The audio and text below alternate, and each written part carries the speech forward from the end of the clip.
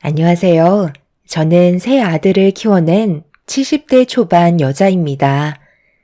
남편과 결혼한 이후 그동안 잘 살아보겠다고 앞만 보며 정신없이 살다 보니 어느새 힘없는 노인으로 변해버려 평생 제 곁을 함께할 거라 생각했던 남편은 세상을 떠나고 배아파 낳아 키운 세 자식들은 은혜도 모르고 저를 내쳐버리는 통탄한 일을 경험하고 말았습니다. 먼저 세상을 떠난 남편이 너무 그립고 지금까지 무엇을 위해 살아온 건지 후회만 남게 되었어요.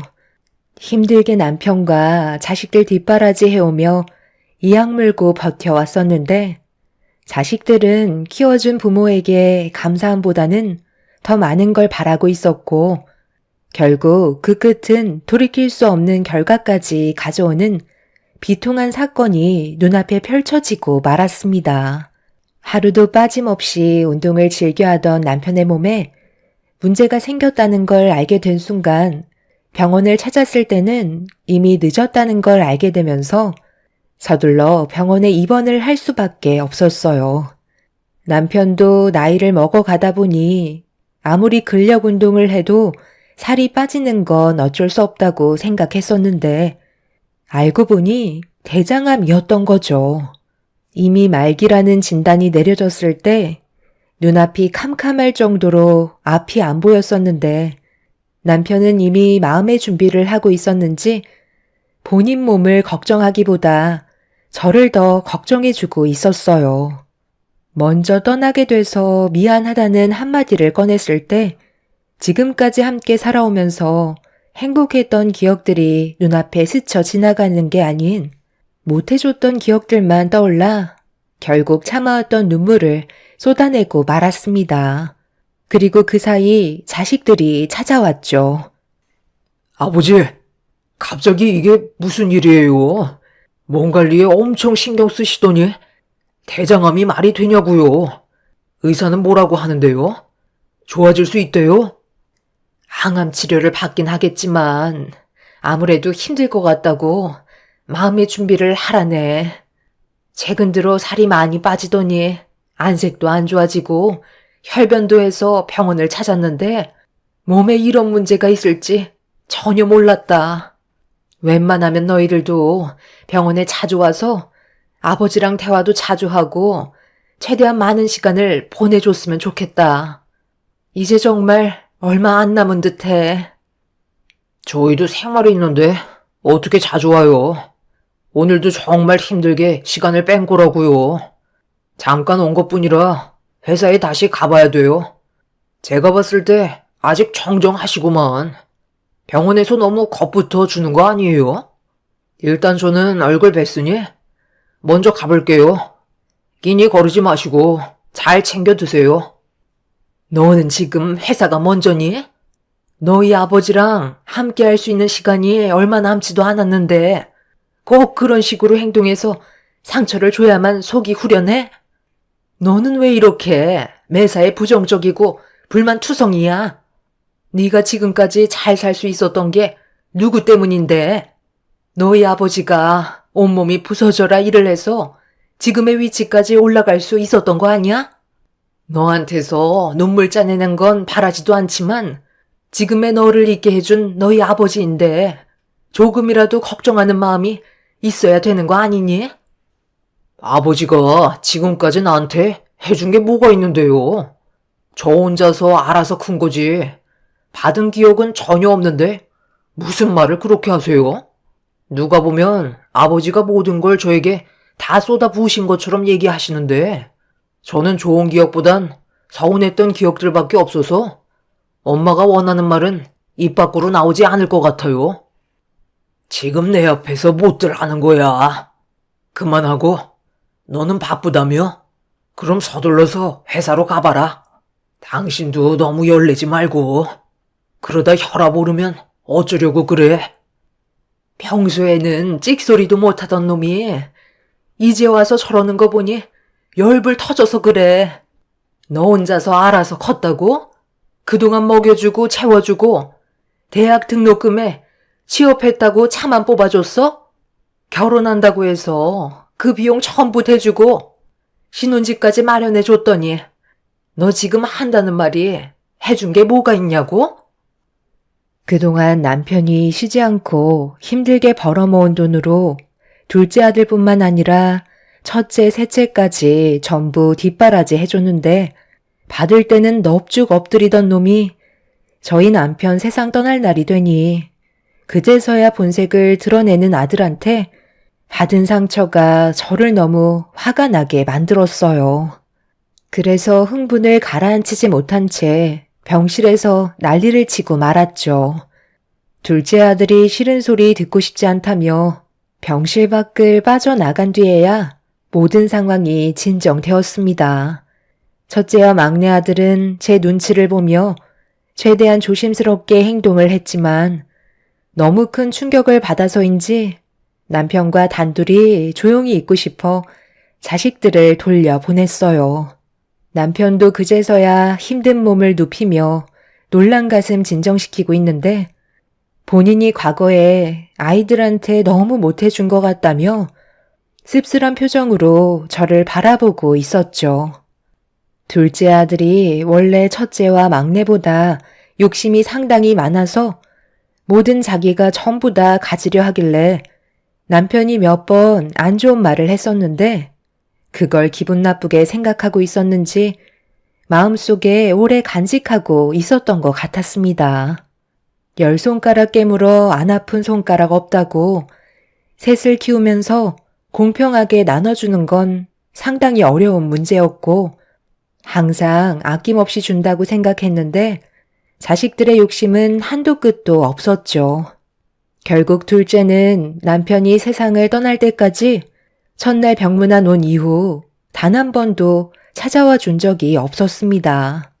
아무리 그래도 자식된 도리로 자기를 이 세상에 있게 해준 아버지의 장례식장에는 와야 하는데 끝까지 오려 하지 않자 너무 화가 난 저는 둘째 며느리한테 전화를 걸었어요.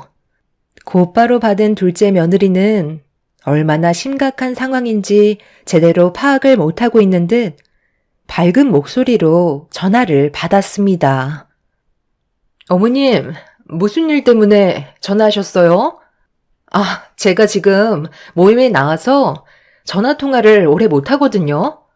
용건만 간단히 해주셨으면 좋겠어요. 너 지금 어떤 상황인지 모르고 있는 거냐? 너희 시아버지가 세상을 떠나서 장례를 치르고 있는데 코빼기도 안 비치고 지금 모임에 나가 웃고 떠들고 있는 거야? 아버님 세상 떠나신 거 진작 알고 있었죠. 그런데 오늘 정말 중요한 모임이라서요. 제가 빠지면 안 되거든요. 저희 말고도 형님네도 있고 동서네도 있잖아요. 그리고 오늘만 날도 아닌데 너무 열내지 마세요. 그이가 첫날에는 굳이 참석 안 해도 된다고 하던데요. 지금 저 다른 곳으로 이동을 해야 돼서 나중에 전화 주시겠어요? 내 아들이 그렇게 얘기했다고 해서 너까지 이런 식으로 행동하면 되겠니? 지금 이게 옳은 행동이라고 생각하는 거니? 그놈은 왜 전화도 안 받는 거야? 그게 오늘 엄청 중요한 일이 잡혀 있어서 어머님 전화 못 받고 있을 거예요. 이번에 중요한 계약건이 있어서 꼭 성사시켜야 되거든요. 그래서 골프 모임 갔어요. 어머님, 아버님은 세상을 떠나셨지만 그이는 이제 시작이라고요. 앞으로 살 날이 얼마나 많은데 세상 떠나신 아버님 때문에 한 번뿐인 인생 망칠 수는 없잖아요. 그러니 어머님도 이해 좀 해주세요. 장례식장 참석 못하면 나중에 시간 될 때 납골당이라도 찾아가도록 할 테니 너무 걱정 마세요. 끼리끼리 만난다고 장례식장에 오지 않는 것도 화가 나는데 며느리는 제 속을 더 긁고 있었습니다. 너무 화가 났던 저는 장례가 끝나면 며느리의 머리채라도 잡아야겠다고 생각했어요. 너무 분노가 치밀어서 그런지 뒷골이 당길 정도였고 둘째 아들 내외는 결국 장례식장을 찾아오지 않았습니다. 첫째와 막내 내외는 저보고 참으라고 했었지만 그냥 넘어갈 수는 없었기에 저녁에 둘째 내외의 집을 찾아갔습니다. 제가 초인종을 쉬지 않고 누르자 그제서야 아들은 문을 열어 주었어요. 어머니, 여긴 어쩐 일이세요? 저희 지금 약속이 있어서 나가봐야 하는데, 연락 정도는 주실 수 있으시잖아요. 시간 없으니 들어오지 마시고, 여기서 얘기하세요. 제가 장례식장 못 갔다고 여기까지 오신 거예요? 여기까지 찾아올 시간에 앞으로 어떻게 살아가실지부터 걱정하셔야죠. 너희 아버지가 너를 얼마나 아끼고 사랑했는데 자식된 도리로 장례식장은 와야 하는 거 아니니? 어떻게 얼굴 한번 안 비칠 수가 있는 거야? 너희 아버지가 뭘 그렇게 잘못했는데 해달라는 건 다 해줬는데도 너는 항상 불만이었잖아. 세 아들 중에서 네가 제일 많이 가져갔으면 감사하게 생각해야지. 이런 식으로 불효를 남겨? 너희 아버지가 마지막까지 세상 떠나실 때 너만 걱정하고 떠나셨다. 조금의 죄책감도 없는 거냐? 며느리 너도 숨어있지 말고 당장 나와라. 어머님 오셨어요? 저희 지금 나가봐야 하는데 나중에 다시 얘기하면 안 될까요? 어머님 너무 흥분하신 것 같아요. 오늘 중요한 약속이라 기분 망치면 안 되거든요. 표정 관리 잘해야 되는데 어머님 여기서 이러시면 오늘 약속 망칠 수도 있다고요. 그러니 서운한 게 있으셔도 오늘은 적당히 하시고 살펴 들어가세요. 차라리 그냥 장례식장 갈 걸 그랬어. 잠깐 얼굴이라도 비쳤으면 쓸데없이 잔소리는 안 들을 거 아니야? 귀찮게 여기까지 찾아오셨대? 내 아들이 서운한 게 있었더라도 네가 잘 설득해서 데리고 왔어야지. 똑같이 행동하면 되겠니? 내일 당장 납골당에 찾아갈 거니까 너희들도 따라 나서라. 주말인데 잠깐 시간 낼 수 있는 거잖아. 표정들이 왜 그래? 그것도 싫은 거냐? 내가 정말 난리치는 꼴을 봐야 되겠어? 오늘 중요한 약속 있다고 하지 않았나? 알았어요, 알았어. 가면 되잖아요. 그럼 내일 다시 연락 주세요. 그리고 다음번엔 연락 없이 찾아오시면 만나드리지 않을 거예요. 그럼 이제 볼일 끝난 거죠? 아들 내외는 저를 밀친 뒤 엘리베이터를 타고 먼저 내려가 버렸어요. 마음 같아선 당장이라도 난리를 치고 싶었지만 다음날 납골당에 같이 가겠다는 말에 한 번 더 참고 넘어가기로 했었습니다. 아들의 말을 마지막으로 믿고 싶었고 인연을 끊더라도 자식이 세상 떠난 남편의 모습은 봐야 한다고 생각했었죠. 그렇게 다음날 납골당에 갈 준비를 하고 둘째 아들한테 전화를 했는데 전화기가 꺼져 있더라고요. 며느리 또한 마찬가지로 핸드폰의 전원은 꺼져 있는 상태였습니다. 마지막까지 기회를 줬는데 아들은 끝내 저와의 약속을 깨버렸고 도저히 용서를 할 수 없었던 저는 다시 둘째 아들 집에 찾아가 초인종을 누르며 문을 두드렸어요. 하지만 집안에서는 인기척이 들리지 않았습니다.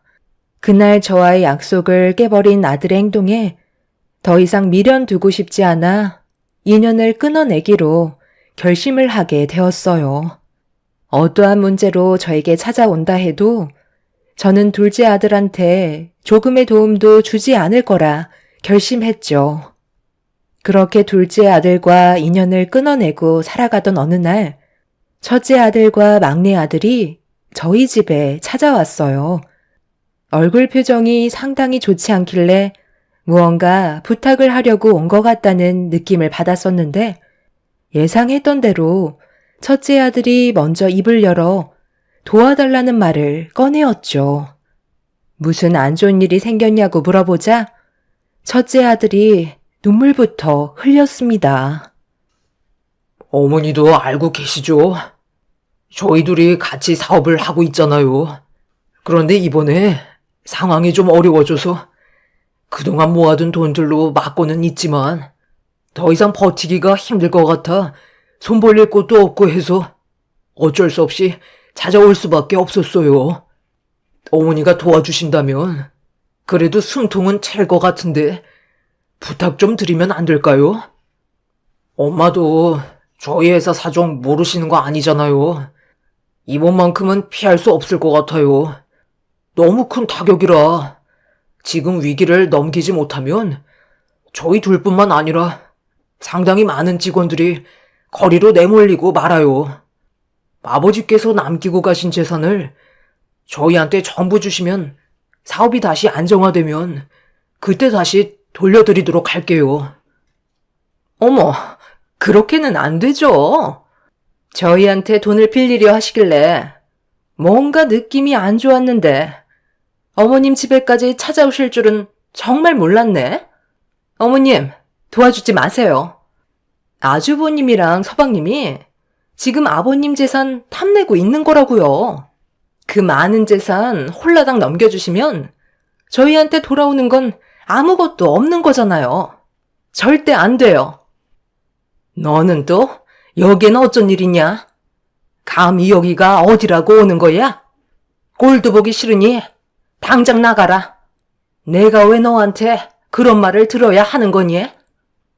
아버지가 옆에 없으니까 그새 달라붙어서 재산을 탐내려 하는 거야?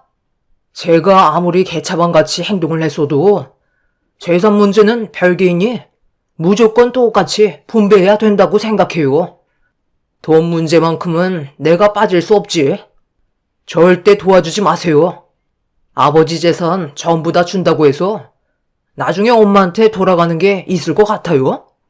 형, 정말 너무한 거 아니야? 아버지 재산 문제는 서로 상의를 해야 되는 거지. 단독적으로 행동을 해서는 안 되는 거라고. 내가 형이 원하는 대로 재산을 가져가게 놔둘 것 같아? 엄마, 재산 문제는 확실하게 해주세요. 저도 자식이기 때문에 당연한 권리를 요구할 수 있는 거라고요. 너희 아버지 장례식장에도 오지 않았으면서 네가 재산을 가질 자격이 어디 있다는 거야? 우리 집안 중에 제일 잘 먹고 잘 사는 놈이 돈 냄새 하나는 기가 막히게 알아채선 허락도 없이 감히 내 집에 들어와? 이참에 잘 됐다. 너희 아버지가 남긴 재산 첫째랑 막내가 운영하는 사업에 전부 투자하기로 결정했다. 둘째 아들 내외는 말도 안 된다며 난리를 쳤지만 저는 이미 귀를 닫아버렸고 둘째 아들이 그동안 보여줬던 행실들에 대한 대가라고 생각했었습니다. 첫째와 막내 아들은 자기 아버지가 세상을 떠날 때까지 최선을 다해 옆자리를 지켜줬었는데 그래서 더욱 남편의 재산을 받을 자격이 있다고 판단하게 되었죠. 상당히 많은 자금을 필요로 해서 남편이 그동안 평생 벌어모았던 재산들 전부 다 털어 첫째와 막내 아들 회사에 지원을 하게 되었습니다. 둘째 아들 내외는 제 결정에 한바탕 난리를 친 뒤 제가 세상을 떠나도 장례식장에 발도 들이지 않겠다며 그렇게 인연을 끊고 말았습니다.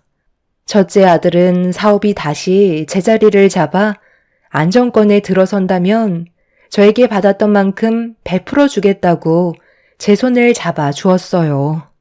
어느 정도 상황이 정리가 된 이후 저는 그동안 하지 못했던 남편의 물건들을 정리하며 시간을 보내고 있었어요. 저 혼자 살기에는 관리가 힘들 것 같아 다른 집으로 이사를 할 예정이었죠. 그렇게 하나둘 물건을 정리하고 있는데 남편의 서재 책상 밑에 못 보던 상자 하나가 있길래 주워들어 안에 있던 내용물을 확인하려는 순간 어디서 탄 냄새가 코끝을 찌르길래 상자를 들고 거실로 나왔는데 주방에서 화재가 나고 있었어요.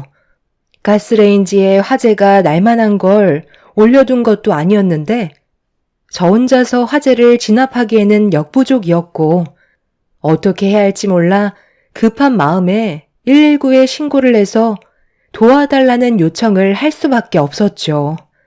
불이 더 크게 번지기 전에 화재를 조금이라도 늦춰보려고 화장실로 달려가 물을 한 바가지 떠서 뿌려 보았지만 이미 천장까지 타고 올라가 버린 화재는 저 혼자서 처리하기에는 역부족이었습니다. 최대한 빨리 밖으로 탈출을 해야 하는데 집안에 있던 물건들과 남편과 함께 있던 추억들이 한순간에 사라질 걸 생각하니 너무 마음이 아파 발이 떨어지지 않고 있었어요. 순식간에 차오른 연기는 제 시야를 가로막았고 당황해서 아무것도 하지 못한 채 발만 동동 구르다가 결국 제가 들고 있던 상자 하나만 들고 집 밖으로 나가려고 현관문을 열렸는데 문이 열리지가 않더라고요. 화재가 현관에까지는 번지지 않았기 때문에 문을 열면 바로 열릴 줄 알았는데 무슨 이유 때문인지 아무리 잡고 돌려도 문은 굳게 닫혀 있었습니다. 이미 거실 천장까지 화재로 뒤덮인 상태에서 현관문도 열리지 않자 저는 2층 계단으로 급하게 올라가 옥상으로 탈출을 했어요. 건물 안에서는 물건들이 폭발하는 소리가 들렸고 열기가 바닥에서 올라오는 게 느껴지고 있었습니다. 잠깐 숨을 돌리는 사이 119가 도착해 화재 진압에 힘을 써줬지만 이미 집안은 전부 다 타고 재로 변해버린 상태였어요.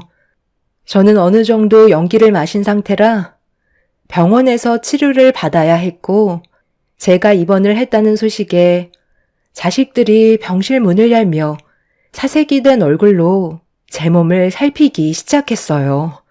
다행히 큰 문제는 없어서 그날 바로 퇴원을 할 수는 있었지만 갈 곳이 없다는 게 문제였죠.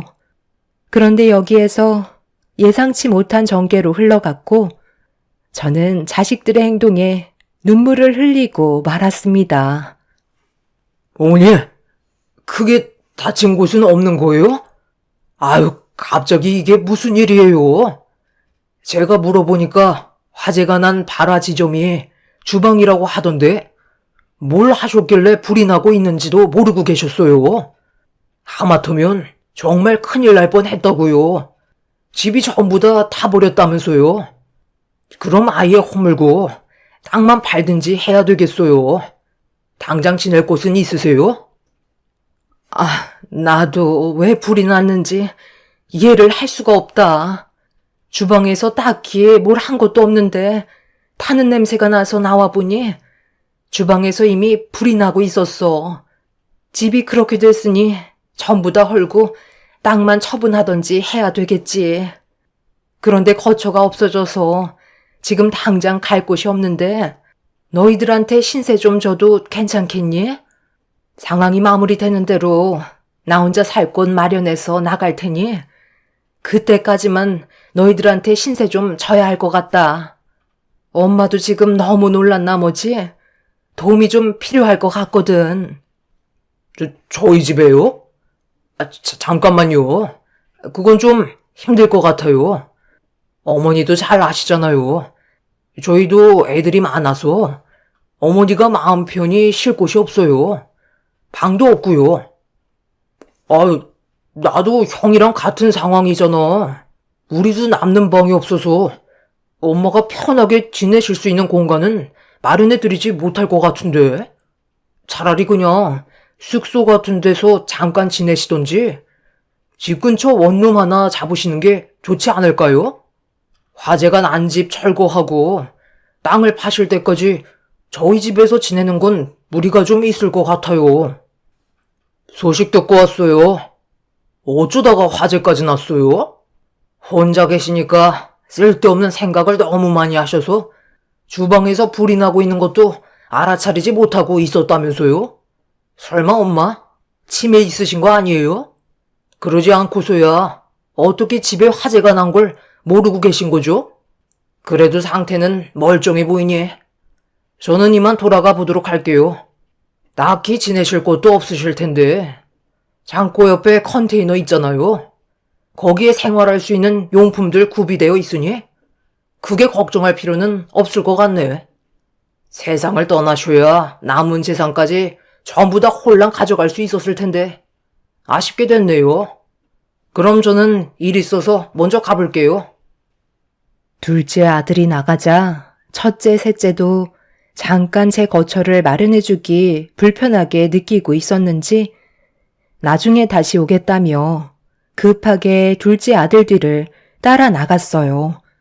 아무리 생각을 해봐도 이건 아닌 것 같아 너무 화가 난 나머지 자리에서 일어나 아들들한테 한 소리 하려고 병실 문을 열려는 순간 세 아들 녀석들이 주고받는 대화를 듣게 됐는데 제가 생각하지 못했던 말들이 오고 가는 걸 듣게 되면서 입을 다물지 못했고 너무 큰 충격을 받은 저는 그 자리에 주저앉고 말았어요.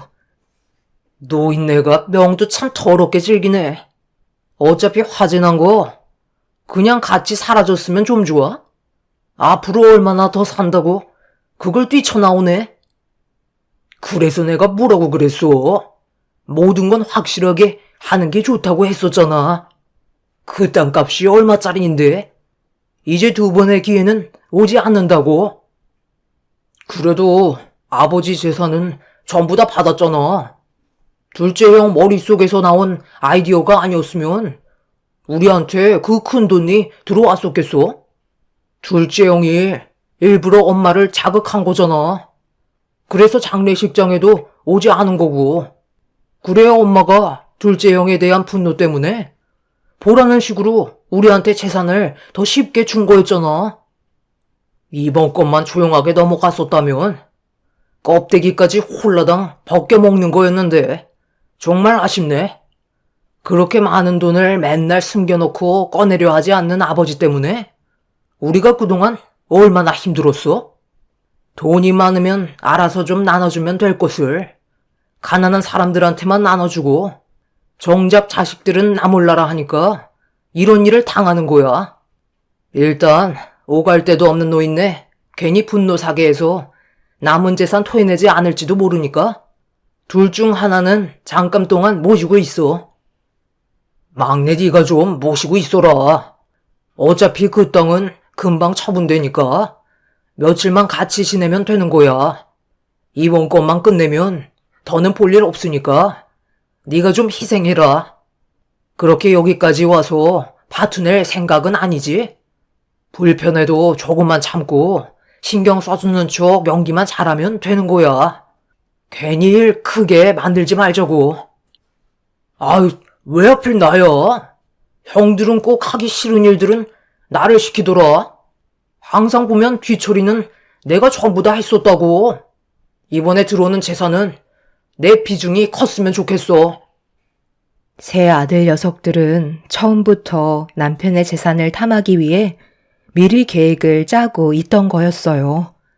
그런 사실을 모르고 있던 저는 둘째 아들에게 보라는 식으로 첫째와 막내에게 도움을 줬던 거였죠. 거기에다가 화재 또한 저한테 남아있는 마지막 재산까지 가져가려고 계획을 해서 행동까지 옮긴 거였습니다. 둘째 아들이 화재를 냈다는 거에 너무 큰 충격을 받았지만 첫째와 막내도 둘째와 손을 잡았다는 게 너무 큰 아픔으로 찾아오고 말았죠. 결국 저는 그날 이후 제 뱃속에서 나온 세 아들들을 용서해 줄 수 없었고 화재가 난 집 옆에 있던 컨테이너에서 생활하며 앞으로 어떻게 그놈들을 정리해야 할지 계획을 세우기 시작했습니다. 건물 전체가 순식간에 화재가 나서 CCTV도 무용지물이었고 둘째가 계획한 이 모든 것들을 밝혀내기 위해 화재가 났을 당시 조사를 했던 형사님을 다시 만나 제기로 들었던 내용들에 대해 전부 알려주었습니다. 그날 이후 담당 형사는 세 아들의 뒤를 조사했고 저는 화재가 난 집을 철거한 뒤 남겨진 땅을 처분하기 위해 준비를 하고 있었어요. 세 아들들은 제가 걱정도 되지 않는지 컨테이너에서 생활하고 있는 저를 보러 단 한 번도 찾아와 주지 않았습니다. 그동안 무엇을 위해 남편과 발버둥 치며 살아왔는지 모르겠더라고요. 자식들의 행복을 위해 정말 앞만 보며 열심히 뛰어왔는데 정작 제가 얻는 건 아무것도 없었다는 게 너무 허무했고 지금까지 살아온 세월에 대한 후회만 남아버렸다는 거에 결국 오열을 하고 말았습니다. 그렇게 혼자 남겨진 컨테이너에서 지친 몸을 눕힌 채 잠을 청하려 하는데 남편이 남기고 떠난 상자 하나가 생각이 나더라고요. 화재가 났을 때 서재에서 들고 온 상자 안에 뭐가 들었는지 확인해 보기 위해 힘든 몸을 일으켜 상자를 열어보는 순간 그 안에서 이상한 물건들이 몇 개 있었고 하나하나 살펴보는데 작은 다이어리 같은 회고록이 있었어요. 그리고 안의 내용을 살펴보는 순간 입을 다물지 못했습니다. 남편은 그동안 세 자식들이 무엇을 하고 있었는지에 대해 모든 걸 다 파악하고 있었고 그거에 따른 증거물들을 전부 다 가지고 있는 상태로 모른 척하며 생활하고 있었어요. 둘째 아들이 자신에게 해선 안 될 잘못을 가하려 했다는 내용들부터 첫째와 막내 또한 남편이 가진 재산을 지속적으로 탐하려고 여러 가지 계획을 세웠지만 그 세 아들에게 감시를 붙인 남편은 아들들의 계획들에 모두 방어를 하며 위기에서 몇 번이나 벗어난 걸 알 수 있었습니다.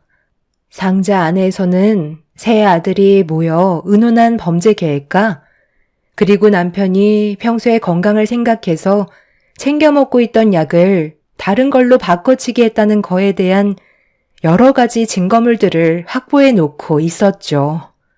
그래서 남편은 어느 순간부터 세 아들들에게 도움을 주기보다 생활이 어려운 사람들에게 눈을 돌려 지속적인 도움을 베풀어 주었던 거고 남편의 재산이 점점 사라져가자 세 아들들은 더욱더 치밀하게 접근해서 남편의 재산을 탐하려 했는데 그동안 온갖 스트레스를 받아서 그런 건지 대장암으로 세상을 떠나게 되었던 거죠. 남편은 세 아들들을 키우며 지난 세월에 대해 후회를 하는 것보다 본인이 아비로서 많이 부족해 아들들이 안 좋은 방향으로 흘러간 것 같다고 후회하는 글들이 적혀 있었어요. 남편이 하지 못한 일들을 제가 직접 하기 위해 상자에 있던 증거물들을 형사분께 넘겨주게 되면서 세 아들들에 대한 처벌이 시작되었습니다. 몇 년간의 기록들은 세 아들을 궁지로 몰아세웠고 결국 재판에서 처벌을 면하지 못하는 상태가 되었죠. 저에게까지 잘못을 가하려 했다는 거에 상당히 무거운 중범죄로 처벌이 내려져 모든 계획의 중심이 되었던 둘째 아들은 징역 7년이 선고되었고 첫째와 막내는 징역 5년으로 감옥에서 자신의 잘못에 대해 벌을 받아야만 했어요. 왜 이렇게까지 해야 했는지 듣고 싶어 둘째 아들과의 면회를 신청해 얼굴을 대면하게 되었죠. 둘째 아들의 얼굴에는 분노가 가득했어요. 이 모든 것들이 저희 잘못만 있는 줄 아세요? 두 분은 저희한테 아무런 잘못이 없는 줄 아냐고요? 돈이 있으면 뭐예요? 정작 내 손에 쥐어주는 건 하나도 없었잖아요. 오로지 저 혼자만의 노력으로 일어나게 하시려면 뭐하러 이런 집안에 저를 태어나게 하신 거죠? 가난한 사람들은 아낌없이 도와주시면서 정작 저희가 도와달라고 했을 때는 눈 하나 깜빡하지 않으셨잖아요. 저는 항상 그런 게 불만이었어요. 그래서 두 분의 재산을 제가 모두 다 가져가고 싶었다고요. 자식은 원래 끝도 없이 받아도 부족한 거예요. 달라 하면 아낌없이 줘야 하는 게 부모라고요. 그런데 그런 역할을 제대로 하지 않으셨잖아요. 왜 그렇게 생각하는 거니? 너희 아버지랑 엄마가 너를 얼마나 아끼고 사랑했었는데 지금까지 너희 셋을 키우기 위해 쉬지 않고 노력해 왔었다. 그런데 주기만 한다고 해서 모든 게 좋아질 수는 없는 거야. 이 험한 세상을 살아가는 방법을 너희 아버지는 알려주려 했던 건데 그걸 너는 불만으로 받아들인 거잖아. 어차피 저는 여기에서 7년만 있으면 나가게 되어 있어요. 그때는 제 눈에 들어오는 곳에 있으시면 안 될 거예요. 엄마를 끝까지 찾아내서 제가 받은 상처 그대로 돌려드릴 테니 각오하고 계세요. 평생 두 발 뻗고 주무시지 못하게 만들 테니 매일같이 불안에 떨며 사시라고요. 우리 집사람이 지금 이를 갈고 있어요. 제가 여기에서 손을 쓰지 못한다고 해서 아무것도 할 수 없다고 생각하지 마세요. 7년 뒤에 두고 보자고요. 둘째 아들도 그렇고 첫째 막내 또한 저와 남편에 대한 분노는 가득했어요. 정말 최선을 다해 지원해주고 가르쳤다고 생각했었는데 결국 좋은 결과는 얻을 수가 없었네요. 그렇게 세 아들들이 계획해서 가져간 돈에 대해서는 시간이 꽤 걸렸지만 법적인 절차를 밟아 다시 저에게 돌아왔고 지금 현재 저는 다른 지역에서 인생 2막을 시작했습니다. 조용하고 한적한 곳에서의 삶이지만 이곳에서 세 아들 녀석들을 생각하지 않고 살려고 합니다.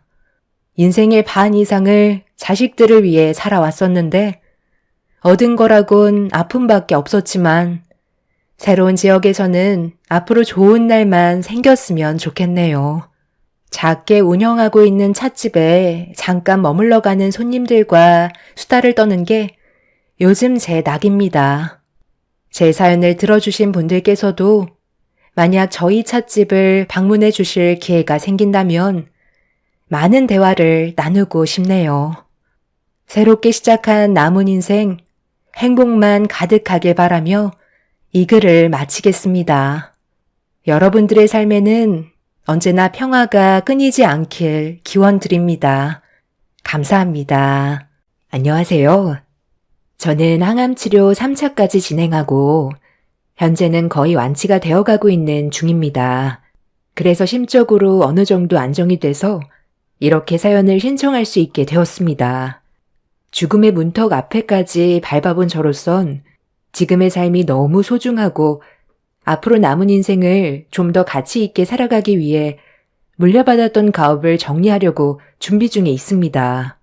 적지 않은 인생을 살아가면서 큰 굴곡 없이 살아가던 저에게 예기치 못한 일이 벌어졌을 때 많은 변화가 있었는데 제가 암에 걸리게 되자 부부관계에 조금씩 금이 가기 시작했어요.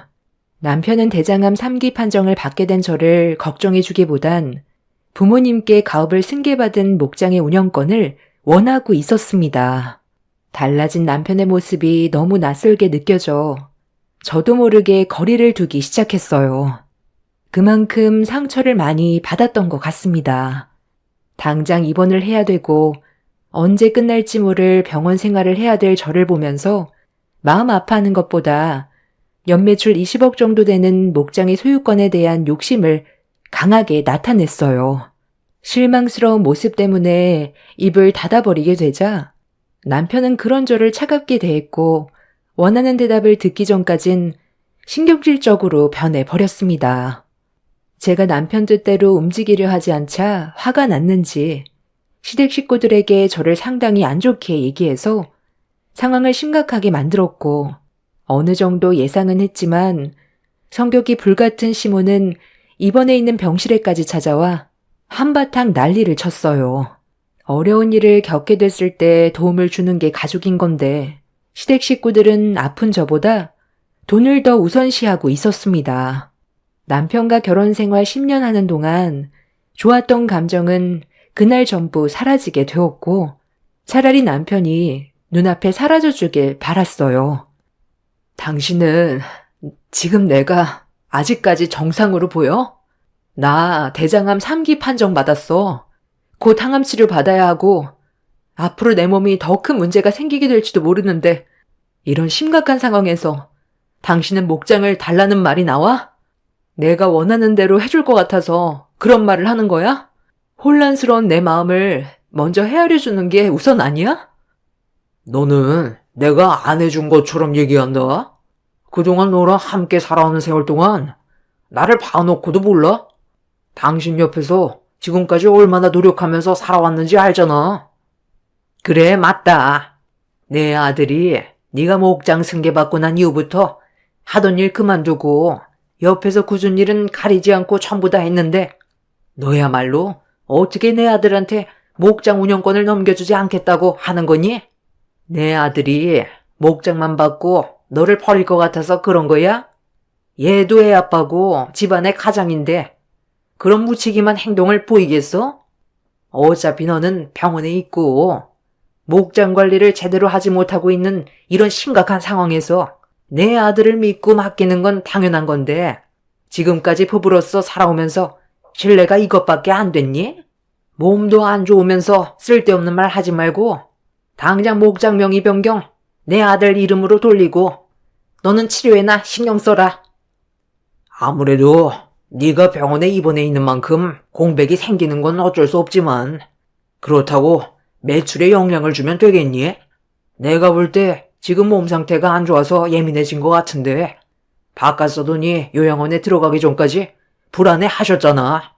아직까지 너의 몸 상태가 어떤지 말을 안 하고 있는 중이라며? 어차피 치매라 금방 잊어버리겠지만 한평생을 바친 목장이 위태로워졌다는 걸 알기라도 하셔봐라. 그럼 바깥 사돈의 마음이 얼마나 안 좋겠어? 내 아들이 책임감 가지고 앞으로 최선을 다해 운영할 수 있게 네가 이번 기회에 밀어줘야지. 너도 병원에 있는 동안 많이 불안할 텐데 내 아들이 그냥 의무적으로 일을 하는 거랑 다르게 명의가 이전되면 자기 사업이 되는 거니 그만큼 자기 위치에 대해 무게감을 가지고 더 많은 신경을 쓸 테고 그럼 지금보다 훨씬 더 안정적으로 목장이 돌아갈 텐데 내 아들을 못 믿고 계속 불화만 키운다면 목장이 잘 운영될 수 있겠어? 내 생각도 명의를 이전해주는 게 당연하다고 생각된다. 네가 정말 만에 하나 문제가 생겨서 퇴원을 하지 못하고 병원에서 생을 마감하게 된다면 어차피 내 아들한테 명의가 이전될 텐데 이런 식으로 서로 감정 안 좋고 불편한 관계로 만들어가는 것보단 서로 좋게 웃으면서 지금의 상황을 해결하는 게 좋지 않겠니? 시댁 식구들은 하나같이 눈앞에 보이는 돈에만 눈이 멀어 제 몸이 어떻게 되든 그런 건 전혀 신경 쓰지 않았어요. 걱정하는 말 한마디 해줄 수도 있는 건데 본인들 이익만을 생각하는 모습에 화가 치밀어 올라 전부 다 나가라고 소리를 질러 버렸어요. 시댁 식구들은 원하는 대답을 듣지 못했다면서 끝까지 버티려 하길래 병원 관계자를 불러 전부 내쫓아 버렸습니다. 어느 날부터인가 아빠의 건강에 적신호가 켜지면서 제가 아빠의 목장을 이어받아 일을 할 수밖에 없었어요. 자주 깜빡하시길래 일이 많이 바빠져서 그런 줄로만 알았는데 검사 결과 치매라는 충격적인 결과를 받게 되었고 시간이 지날수록 점점 심해지던 아빠의 치매가 몇 년 뒤부터는 본인이 누구인지조차 모를 정도로 급격하게 안 좋아지기 시작했어요. 목장을 운영하면서 아빠를 살펴드린다는 건 쉬운 일이 아니었습니다. 대소변을 가리지 못할 정도로 문제가 심각해지다 보니 저도 아빠를 모시는 게 버거워질 수밖에 없었고 결국 요양원을 알아볼 수밖에 없었어요. 치매의 정도가 어느 정도 더디면 그래도 버틸만 한데 아이로 돌아가 버린 모습은 감당하기 어려울 정도로 힘이 들었어요. 아빠가 치매 판정을 받게 되면서부터 아빠는 남편한테 다니던 회사를 정리하고 저와 함께 목장을 운영해 주길 부탁했어요. 그렇게 아빠의 부탁으로 고민 끝에 오랜 기간 다니던 회사를 그만두고 저와 함께 목장을 이끌어오게 되었습니다. 제 사연을 들어주시는 분들 중에 분명 치매 때문에 고생하시는 분들이 계셔서 잘 아시겠지만 이 문제가 단순하지 않다는 걸 아실 거예요. 자식으로서 건강이 급격하게 안 좋아지신 아빠를 모시는 건 당연한 일이었고, 저 또한 그렇게 하고 싶었지만, 치매는 인간으로서의 한계를 시험하게 만들 정도로 저를 너무 지치게 만들었습니다. 결국 요양원에 모시기로 결정을 내린 이유는 아빠가 힘들게 목장일만 하시다가 유제품 가공 사업까지 확장하셨는데 성공적인 결과를 얻을 수 있었고 힘들게 성공한 만큼 아빠의 사업이 무너지게 하고 싶지 않았어요. 제 얼굴조차 못 알아볼 정도로 치매가 심해진 아빠를 요양원에 모실 수밖에 없는 상황과 결정에 대한 죄책감 때문에 한동안 정신적으로 너무 괴로웠고 그렇게 힘든 시간들을 이겨내오면서 열심히 앞만 보며 살아왔습니다. 사업을 성공적으로 이끌어가야 아빠가 좋아해 주실 것 같았어요. 엄마가 옆에 계셨다면 그나마 덜 힘들었겠지만 제가 어렸을 때 독사에 물리셔서 심장마비로 먼저 떠나셨어요. 그래서 아빠와 서로 의지하며 오랜 시간 함께 해왔었는데 요양원에 모실 수밖에 없었던 현실이 제 마음을 찢어지게 만들었고 한동안 정신적 고통에서 벗어나기 힘들었지만 남편이 옆에서 많이 도와줘서 힘겨운 시간들을 이겨낼 수가 있었습니다. 그렇게 겨우 버티면서 살아가고 있었는데 대장암 판정은 저에게 너무 가혹했고 도저히 받아들이기가 힘들었어요. 이런 말도 안 되는 상황 속에서 생긴 또 다른 문제는 남편이 변했다는 거였어요. 아빠는 치매로 요양병원에 계시고 저는 대장암으로 병원에 입원해 있으니 눈앞에 보이는 재산에 사람이 변해버렸고 10년의 결혼 생활은 한순간에 무너져 내리게 되었네요. 시댁 식구들은 목장을 넘기라고 시도 때도 없이 병원을 찾아왔어요. 제가 병실에서 꼼짝도 하지 못하니 아예 목장에 살림까지 차려버린 것 같았습니다. 너희들의 신뢰가 고작 이것밖에 안 되는 거니? 10년간 함께 살아오면서 서로 믿고 의지해 왔을 텐데 돈 때문에 균열이 생겨야 되겠어? 나도 새언니가 이해가 안 되는 게 우리 오빠 이용해 먹을 건 다 이용해 먹었잖아요. 앞으로 어떻게 살아갈 건데요? 오빠 없으면 언니 아무것도 못하잖아요. 법적으로 부부이고 평생 의지하며 살아가야 할 텐데 앞으로 언니 병간호 해주고 옆에 있어준다는 조건으로 목장명의 이전해달라는 건데 그게 그렇게 싫어요? 이런 말까진 안 하려 했는데 언니 대장암 이겨내지 못하면 결국 그 재산들 전부 우리 오빠한테 가게 되는 건 당연한 건데 굳이 이렇게까지 고집 부리는 이유가 뭐예요? 이럴수록 언니만 더 힘들어지는 거 몰라요? 적당히 튕기고 이제 그만 명의 옮겨줘요. 언니가 병원에서 누워있는 동안 오빠는 목장에서 힘들게 땀 흘리고 있다고요. 우리한테 도움 받으려면 언니도 포기해야 되는 것들도 있는 거예요. 손에 쥐고 있으면 뭐가 달라져요? 좋게 웃으면서 해결해요. 이번에 우리 가족 전부 짐 싸서 너희 집으로 들어갔다. 버릴 거 버리고 쓸데없는 짐들 전부 다 정리했거든. 사돈어른 방에 있던 짐들 전부 다 폐기 처분했고 그 방에 내가 사용 중인데 여기저기 보수해야 될 곳이 꽤 되더라. 이참에 그냥 새로 리모델링 할까 생각 중이다. 쓸데없는 짐들이 너무 많아서 거의 다 버렸는데 상관없잖아. 사돈어른께서 치매 때문에 본인이 누구인지조차 모를 정도로 심각한데 들어와 살 일도 없고 평생 요양원에서 나오지 못할 테니 그 집 놀릴 바엔 내가 들어가서 사는 게 좋지 않겠어? 애들 밥도 챙겨야 하니까 나도 어쩔 수 없는 선택을 한 거니 당연히 이해해 줄 거라 생각한다. 원래 살던 우리 집보다 넓어서 좋긴 하다만 아무래도 목장 옆에서 살다 보니 몸에 목장 냄새가 좀 배기긴 했는데 그래도 공기가 좋아서 살만 하더구나. 내 아들한테 명의 이전만 해주면 모든 게 완벽할 텐데 우리가 원하는 대로 해주질 않으니 지겨운 얼굴 보고 싶지 않아도 어쩌겠어. 문제를 해결해주지 않으니까 계속 올 수밖에 없는데 우리도 시간이 지날수록 점점 지치니까 목소리가 높아지는 건 어쩔 수 없는 것 같구나. 의사 말로는 항암 치료 뒤 수술을 받아도 안 좋아질 수도 있을 거라는데 굳이 이렇게까지 해야 되겠어? 우리 며느리가 마음이 넓은 줄 알았는데 그런 몸으로도 돈이 우선인 걸 보니 아직 덜 아프구나. 돈이 우선이라고요? 제가 지금 대장암으로 병원에 있으니까 곧 죽을 것 같아요? 그래서 저와 한마디 상의도 없이 저희 아빠 짐을 처분한 거예요? 저는 절대로 병원에서 생을 마감하지 않을 거예요. 악자같이 치료받아서 꼭 태어날 거라고요. 당신들은 내가 비정상적으로 보이겠지만 내가 봤을 땐 당신들이 더 비정상적이야. 죽기를 바란 사람처럼 행동하고 있으면서 목장을 달라고 하면 그 말을 내가 따를 것 같아? 숨을 거두는 날이 있어도 나는 절대로 명의 이전 안 해줄 거야. 차라리 그 목장 다른 사람한테 넘겨주는 게 배는 덜 아프겠네.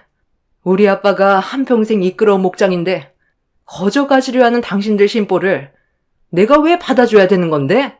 당장 내 눈앞에서 꺼져. 그 인간이 땀 흘리면서 일하는 거 내 마음 편하게 해주려는 거 아니잖아?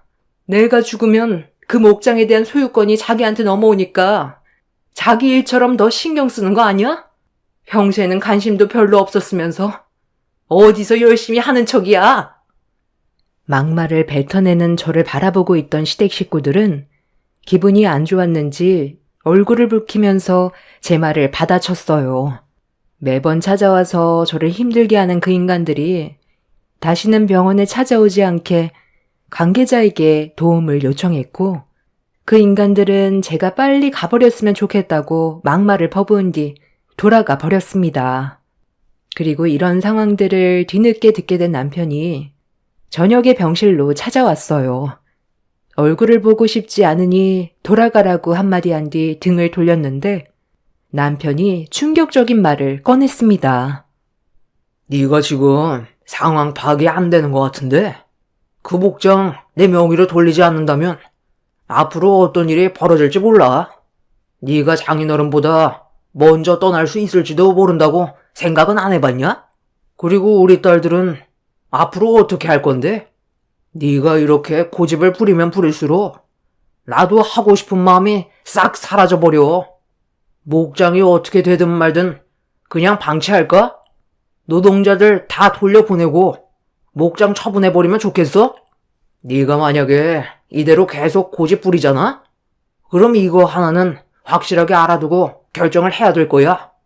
나는 네가 암을 이겨내지 못하고 죽게 되면 장인어른은 아예 신경도 쓰지 않을 거고 목장은 당연히 처분할 거야. 그리고 거기에서 끝나지 않아. 나는 너희 집안이 남기고 간 재산으로 새 출발할 건데 우리 사이에 누가 있지? 너도 없는데 내가 굳이 우리 딸들을 키울 필요는 없잖아. 아빠로선 당연히 미안한 감정이 드는 건 어쩔 수 없지만 그건 시간이 알아서 해결해 줄 것 같고 보육원에서 앞으로 잘 지내겠지. 아빠 엄마에 대한 그리움을 가진 채 평생 외롭게 살아가지 않겠어? 나는 내가 원하는 걸 얻지 못한다면 그런 결정까지 내릴 생각을 가지고 있는 사람이야. 어떻게 할래? 애들 보육원에 보내버릴까? 네가 이런 식으로 행동하면 우리 가족이 애들을 제대로 돌봐줄 수 있을 것 같아? 이런 말까지는 안 하려 했는데 네가 지금 나한테 보이는 행동이 점점 이성을 잃게 만들고 있다는 거 몰라? 10년간 우리 결혼 생활 엄청 좋은 건 아니었지만 그래도 나쁘지도 않았잖아. 마지막으로 경고하겠는데 내 말대로 행동해. 나도 더 이상 못 기다려줘. 내 말 무슨 뜻인지 충분히 이해했으면 여기 위원장이야. 혹시 또 마음이 바뀌면 나도 곤란하잖아. 잘 보고 거기 밑에 사인하면 될 거야. 네가 다른 마음 품고 나 몰래 재산 처분해버리면 나만 골치 아파지잖아. 그러니 확실하게 증거물을 만들어 놓는 게 좋겠지. 그런 의미에서 유언장 하나 만들어 두는 게 좋을 것 같아서 준비한 거니 부담 갖지 말고 애들을 위해서 사인해. 애들을 보육원에 보내? 아빠라는 인간 입에서 그게 할 소리야? 내가 대장암 판정받고 병원에 있는 동안 걱정해주는 말 한마디 안 해주고 목장 얘기만 하더니 이젠 애들 가지고 나를 협박하려 들어? 왜? 네 쓰레기 부모가 시키던? 어차피 2판 4판이야. 네가 이런 식으로 나오는데 나라고 못할 것 같아? 어떻게 할 거야? 나도 오랜 시간 기다려줄 수 없어. 그러니 짧게 생각하는 게 좋을 거야. 남편은 어떻게 해서든지 저에게 목장을 받아내려고 7살, 9살밖에 안 된 제 딸들을 보육원에 보내겠다는 충격적인 말까지 꺼내면서 저를 압박했어요. 제가 건강하지 못해 남편의 진짜 모습을 본 것 같아 차라리 잘 됐다 싶었습니다. 이런 식으로 서로에게 상처 주고 살 바엔 차라리 이혼하는 게 좋을 것 같았어요. 그래서 저는 남편한테 이혼 얘기를 꺼냈는데 제 말이 끝나기도 전에 코웃음을 치더니 이혼이 단순한 문제인 것 같냐면서 합의는 당연히 하지 않을 거고 소송으로 갈 텐데 이혼 소송이 마무리가 되기도 전에 제가 먼저 떠날 것 같다면서 죽기 전까지 소송은 끝나지 않을 거라고 오히려 저를 더 세게 압박했어요. 그렇게 서로 언성을 높이면서 심각한 대화를 나누고 있는데 이런 상황들이 너무 마음이 아파 결국 참아왔던 눈물이 왈칵 쏟아져 버렸습니다. 아픈 것도 서러운데 남편에게까지 협박의 말을 들으면서 살아야 하나 싶더라고요. 살 수 있다는 보장도 확실하게 없다 보니 남편의 말대로 제 딸들한테 문제가 생기게 될까봐 너무 두려웠고 온몸이 떨려왔어요. 저를 바라보고 있는 남편은 10년의 결혼 생활을 하는 동안 봤던 자상한 남편의 모습은 어디에도 없었습니다. 그렇게 한바탕 난리를 친 뒤 다음날 다시 오겠다면서 그 전까지 신중하게 생각하고 결정해야 될 거라고 암투병 중인 제 얼굴에 유언장을 날렸습니다. 저 대신 작성했다는 유언장의 내용은 목장의 명의 이전과 유제품 가공 공장에 대한 사업장 명의 이전까지 전부 남편에게 주겠다고 적혀 있었어요. 본인이 원하는 걸 얻으려고 유언장까지 만들어 강제로 지장을 찍게 하려는 남편의 모습은 제가 알던 남편이 아니었습니다. 병원에 입원해 있는 동안 스트레스를 받으면서 치료가 진행이 되다 보니 몸 상태가 쉽게 좋아지지 않고 점점 더 심해지는 것 같아 두려운 마음이 커져가고 있었어요. 정말 병원에서 생을 마감해야 될 것 같은 불안함 때문에 너무 괴로웠는데 그렇다고 치료를 중단한 뒤 모든 걸 정리해버리면 혼자 남겨질 제 딸들이 눈에 밟혀 마음 편히 눈도 감지 못할 것 같아 이를 악물고 버텨내야 하는 방법 밖에는 없었습니다. 그렇게 다음 날은 어김없이 찾아왔고 남편과 나눈 대화를 전해 들었는지 시모가 아침 일찍 병실 문을 열고 들어오더니 기분 좋은 아침에 서로 얼굴을 붉히지 말고 좋게 끝내자면서 손을 내밀었습니다. 뭐 하고 있어? 어제 내 아들과 대화 끝났다면서? 그런데 왜 유언장을 주지 않는 거니? 설마 아직까지 사인을 안 하고 있었던 거야? 도대체 고민할 게 뭐가 있다고 오랜 시간 질질 끌고 난리야? 유언장 이리 내놔봐라. 여기 이곳에 사인하고 D장 찍으면 끝나는 건데 뭐가 문제야? 내용이 마음에 안 들어서 그래? 명의만 넘기면 남은 시간 편하게 있다가 눈 감을 수 있게 내 아들도 노력할 텐데 끝까지 고집을 부리겠다는 거네?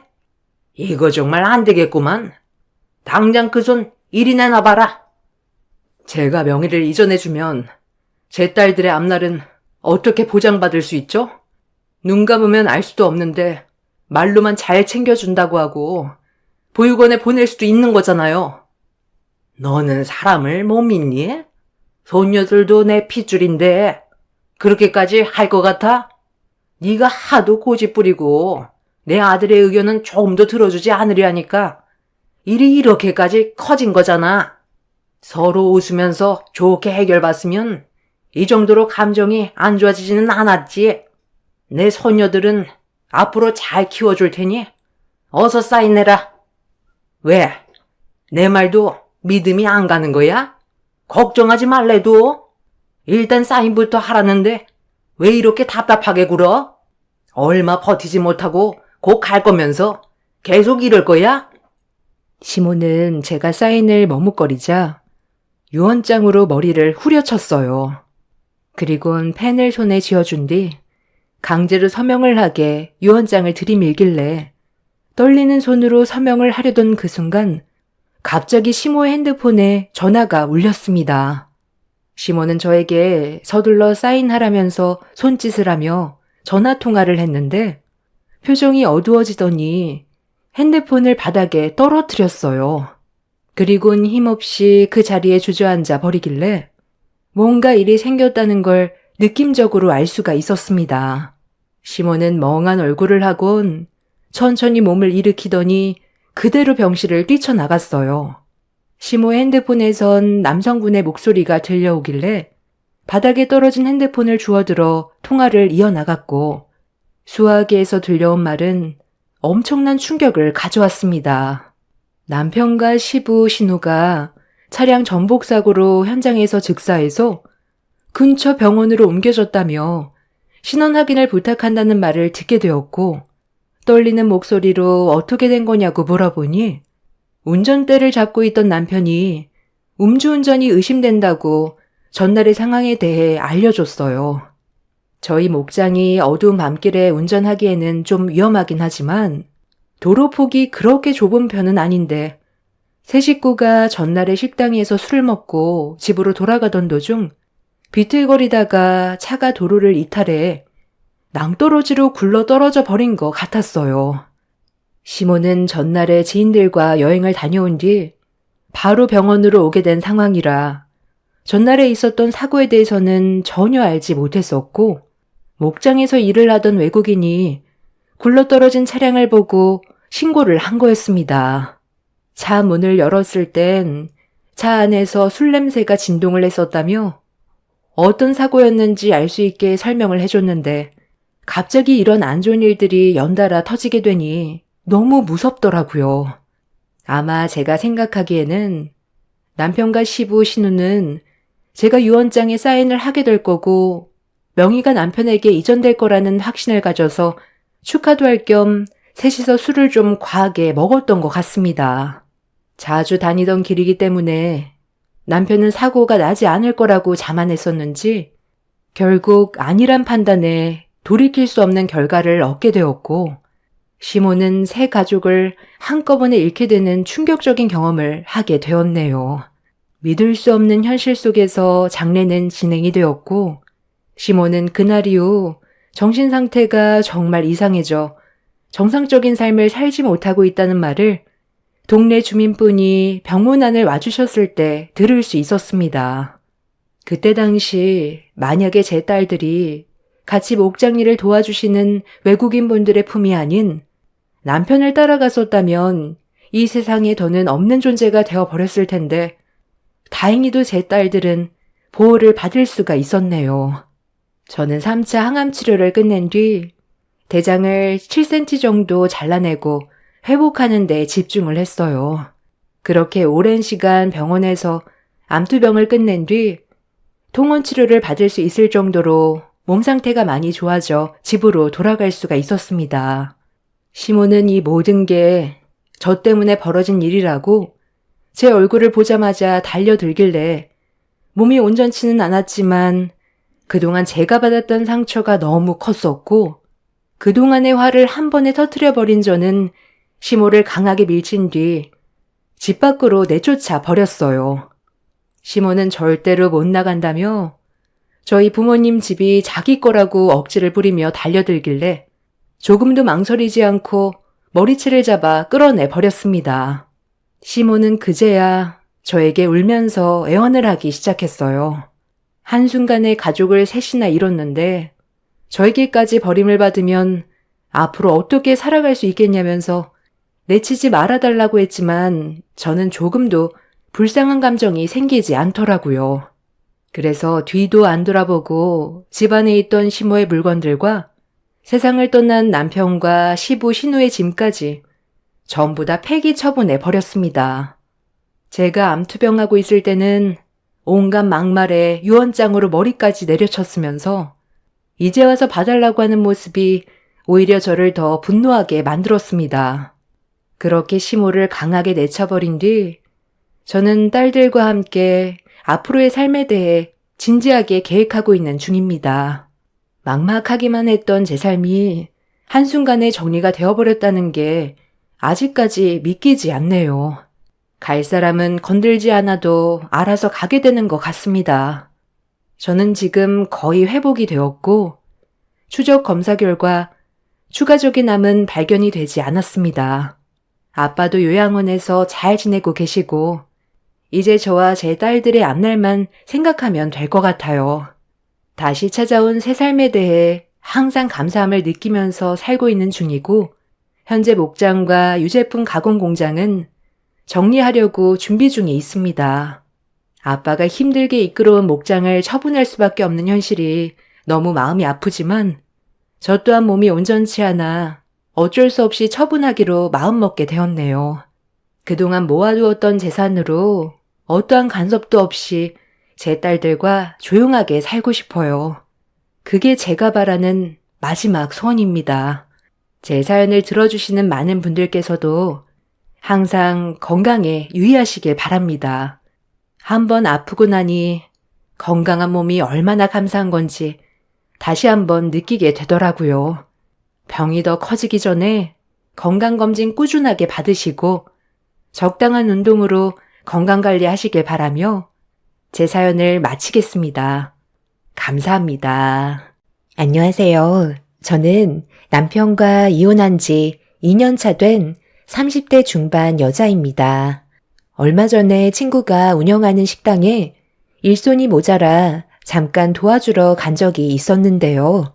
거기에서 전 시댁 식구들이 식사를 하고 있더라고요.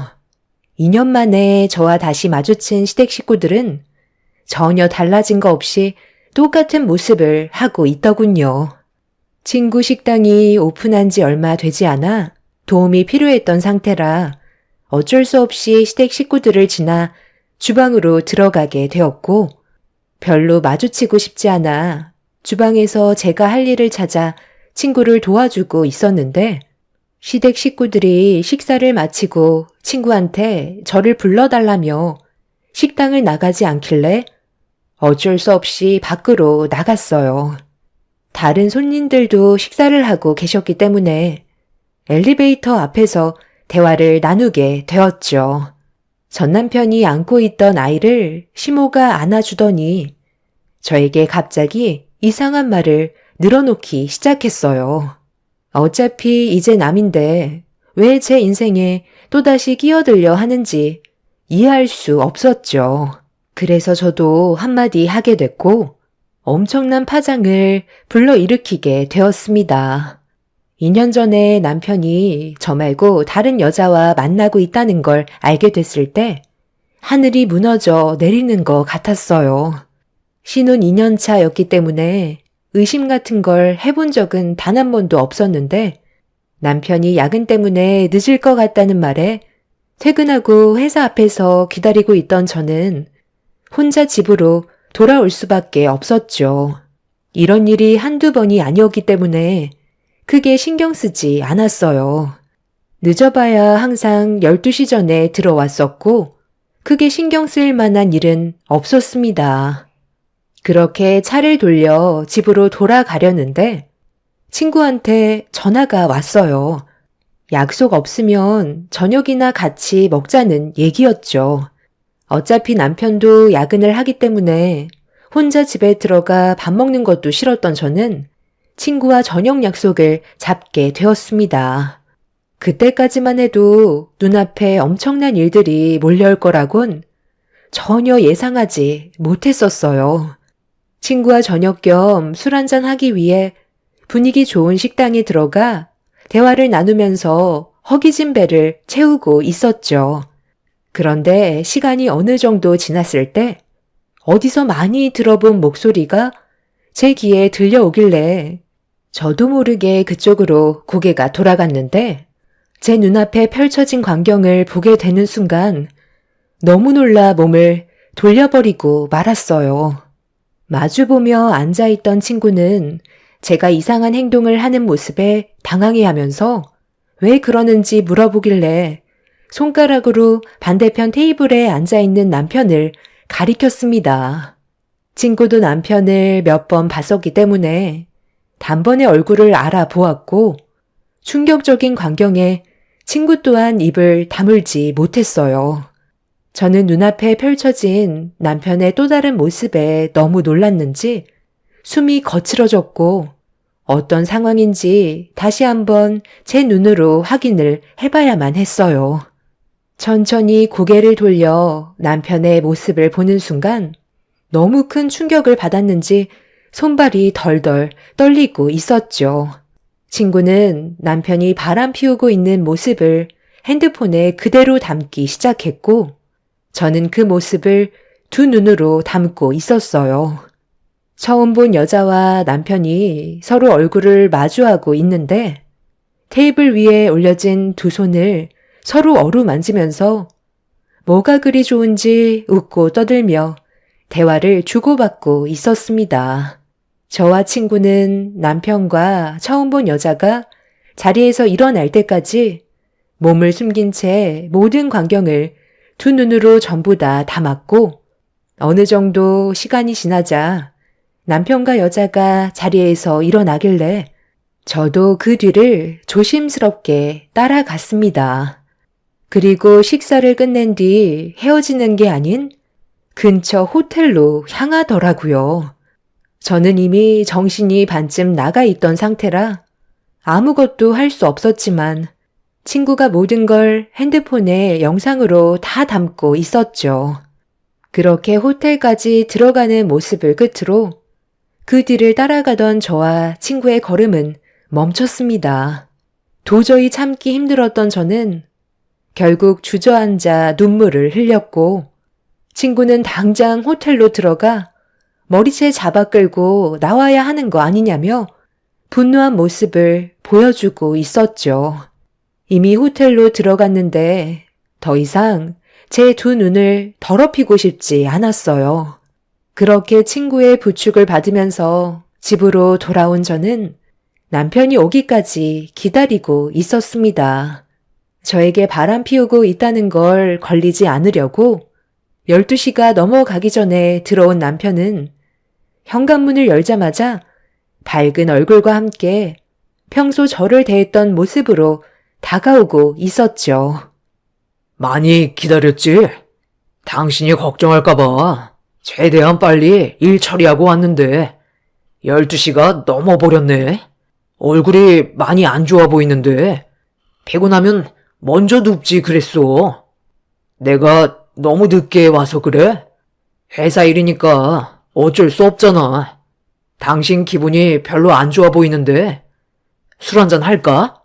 많이 피곤해도 같이 시간 보낼 수 있는 체력은 아직 남아있다고. 그렇게 힘쓰고 들어왔는데도 아직까지 체력이 남아있나 봐. 당신은 나한테 언제까지 숨길 수 있을 거라 생각했어? 나를 사랑해서 결혼한 거 아니야? 그런데 왜 다른 여자랑 같이 술을 마시고 그것도 모자라 호텔까지 들어간 건데? 그 시간 동안 내 생각은 조금도 하지 않았던 거야? 해명할 수 있는 기회는 줄게. 당신 뭐 잘못 먹은 거야? 힘들게 일하고 온 사람한테 그게 무슨 말이야? 내가 여자를 만나 술 마시고 호텔까지 갔다고? 다른 사람과 착각한 거 아니고? 내가 이렇게까지 얘기했으면 좀 솔직해지면 안 돼? 이런 걸 보여줘야 진실을 얘기할 거야? 아까 친구랑 같이 저녁을 먹고 있었는데 그 식당에 당신이 어떤 여자랑 들어왔잖아. 나는 그 모습을 보고 너무 충격받아서 아무것도 할 수가 없었는데 옆에 있던 친구가 당신이 바람 피우고 있는 모습을 전부 찍어주고 있었다고. 그리고 이거 봐봐. 둘이 지금 어디를 들어가고 있어? 호텔까지 들어갔으면 그걸로 끝난 거 아니야? 이런데도 나한테 계속 거짓말 할래? 당신이 생각하는 그런 거 아니야. 같은 회사 사람인데 야근 끝나고 술 한잔 했던 것 뿐이고 술이 너무 취해서 집에 들어가기 힘들 것 같아 호텔에서 쉬게 해준 것 뿐이라고. 지금 내 말을 못 믿는 거야? 나는 정말 억울하다니까. 충분히 오해할 만한 장면들이긴 한데 내 모든 걸 걸고 아무 일도 없었어. 아까 식당에 같이 있었으면 아는 척이라도 하지 그랬어. 괜히 오해만 커졌잖아. 그래서 표정이 안 좋았던 거야. 어떤 상황이었는지 다 해명했으니까 이제 좀 풀렸지? 한번 거짓말하기 시작하면 끝도 없다더니 당신은 어떻게 표정 하나 안 바뀌고 나한테 거짓말을 할 수가 있어? 아무 일도 없었다고? 그럼 이건 어떻게 증명할 건데? 친구는 저를 집에 바래다 주고 다시 호텔로 돌아와서 지키고 있었는지 남편과 여자가 나올 때까지 잠복해 있다가 나오자마자 또다시 촬영을 시작했고 더 이상 볼 필요도 없다면서 당장 이혼하는 게 좋을 것 같다며 영상과 사진을 추가적으로 보내줬어요. 떨리는 손으로 재생 버튼을 누르는 순간 저는 핸드폰을 바닥으로 떨어뜨리고 말았었죠. 남편과 여자가 서로 헤어지기 아쉬워하는 표정을 보이면서 포옹하더니 입맞춤을 하고 있었습니다. 짧게도 아니고 상당히 긴 시간 동안 지속하는데 너무 충격적인 광경이라 끝까지 보고 싶지 않아 화면을 꺼버렸었죠. 저는 남편과 여자가 입맞추는 영상을 또다시 보고 싶지 않았었는데 계속해서 거짓말하는 남편의 행동에 너무 화가 나서 결정적인 증거를 보여줬고 그 모습을 보게 된 남편이 그제서야 모든 걸 실토하게 되었죠. 그냥 솔직하게 얘기할게. 나는 당신을 사랑하고 있긴 하지만 그 여자도 사랑하고 있어. 그런데 당신이랑 그 여자에게 느끼는 감정 기준은 완전히 다르다고. 당신한테는 진심이지만 그 사람한테는 내 모든 걸 줄 수 있을 정도의 진심은 아니야. 그냥 서로 원하는 걸 주고받는 정도의 관계일 뿐이라고. 그 사람도 공허함을 달래기 위해 날 만나고 나 또한 당신한테 모자란 부분을 채우기 위해 만나는 그런 조건의 만남이기 때문에 나는 지금의 가정에 충실하고 싶고 당신이랑 이혼하는 일은 없었으면 좋겠어. 너무 어이가 없는 말에 할 말을 잃었던 저는 남편의 얼굴에 손을 올려 버렸어요. 충격적인 사상을 가지고 있는 남편과 한 공간에 있는 게 너무 싫었던 저는 집을 뛰쳐나왔고 결국 이 사실은 저희 부모님도 아시게 되면서 집안은 난리가 나고 말았습니다. 부모님께선 남편과 대화를 해봐야겠다고 당장 튀어오라고 했지만 남편은 오지 않았어요.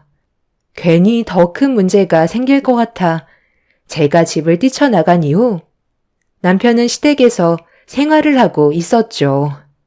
이 사실을 시댁 식구들도 전부 알고는 있었지만 다들 침묵하면서 어떠한 행동도 하지 않았어요.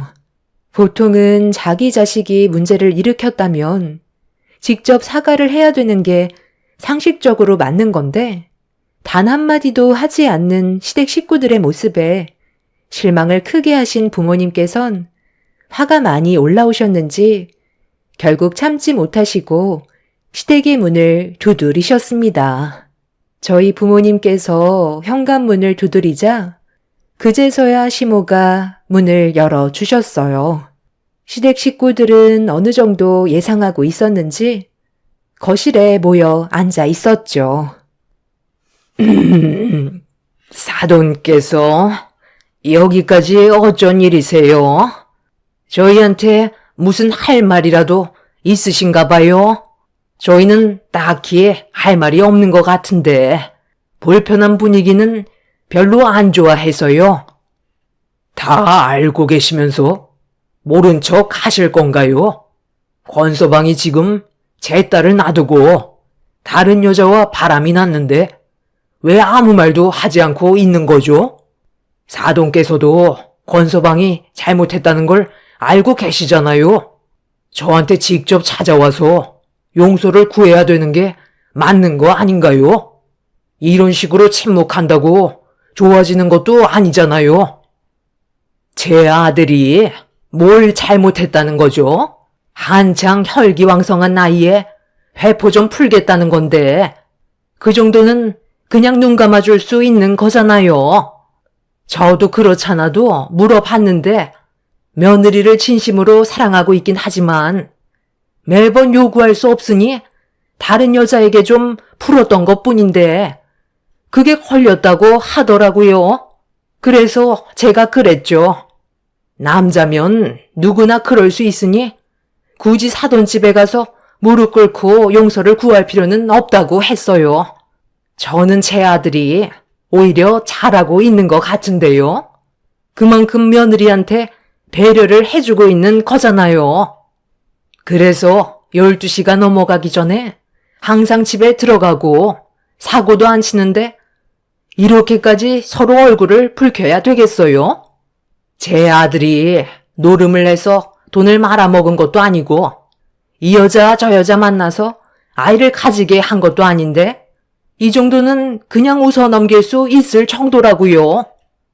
어머님, 말이 너무 심하신 거 아니에요?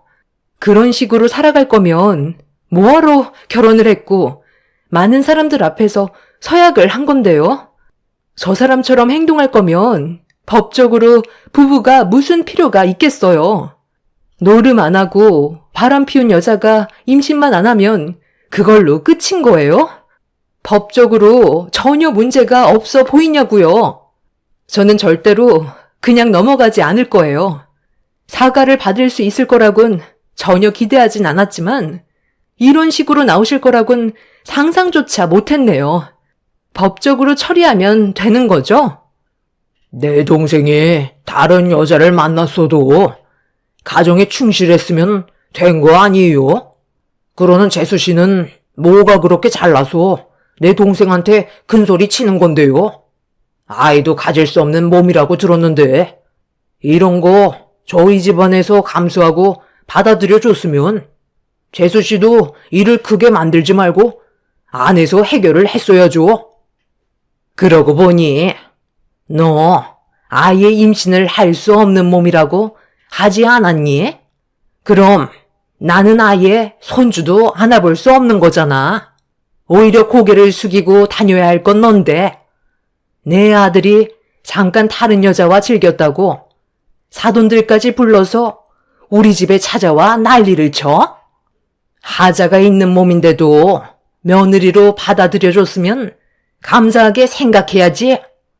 어디서 큰 소리야? 그동안 내가 손주를 안아볼 수 없다는 말에 얼마나 마음고생이 심했는지 아니? 오히려 사돈께서 저희 집안에 고개를 숙여야 된다고요.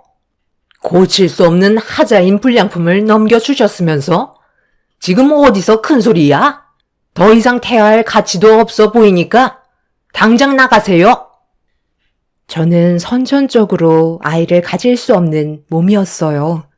원래 남편과 결혼을 하자마자 아이를 가질 생각이었지만 임신이 되지가 않아서 산부인과를 찾아가 봤는데 의사는 선천적 불임이라는 판정을 내렸었죠. 그날 이후 저희 부부는 엄청난 충격을 받았지만 이 소식을 접하게 된 시댁 집안 식구들은 저를 바라보는 시선이 좋지는 않았어요. 특히 시모가 사기 결혼이라며 당장 이혼시켜야 된다고 난리를 친 적이 있었습니다.